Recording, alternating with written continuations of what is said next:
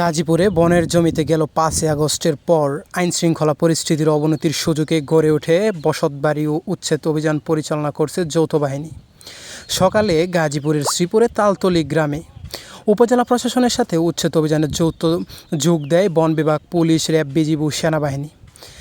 দুপুর পর্যন্ত ৩০টিরও অধিক বসতবাড়ি ভেঙে গুঁড়িয়ে দেওয়া হয়েছে।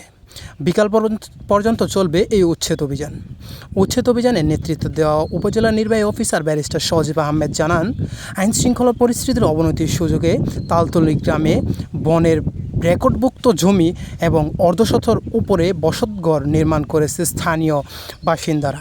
বনের জমি থেকে স্থাপনা সরিয়ে নেওয়ার নোটিশ দেওয়ার পরেও বসতঘর সরিয়ে নেয়নি তারা, যার কারণে আজ যৌথ বাহিনীর এই উচ্ছেদ অভিযান পরিচালনা করা হচ্ছে। এছাড়াও পর্যায়ক্রমে সকল অবৈধ দখলদারকে বনের জমি থেকে উচ্ছেদ করা হবে বলে জানিয়েছেন ব্যারিস্টার সজীব আহমেদ।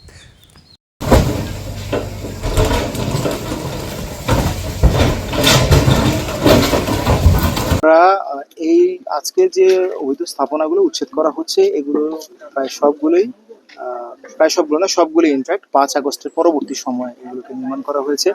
এই বিটে বিশেষ করেই আমাদের যে বিট অফিসার যিনি ছিলেন তিনি এখানে বাধা দিতে গিয়ে আমরা জানতে পেরেছি, আমাদের বন বিভাগ থেকে জানতে পেরেছি যে বিট অফিসার নানা ধরনের বাধার সম্মুখীন হয়েছেন এবং কিছুটা হুমকিও সম্মুখীন হয়েছিলেন।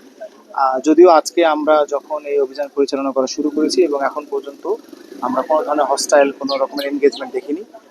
মাশাআল্লাহ আমরা এখনো পর্যন্ত স্মুথভাবেই কাজ করতে পারছি, মসৃণভাবে কাজ হচ্ছে এবং আল্লাহর রহমত থাকলে আমরা সফলভাবে আমাদের অবৈধ স্থাপনাগুলোকে উচ্ছেদ করতে সফল হব। ঠিক আছে।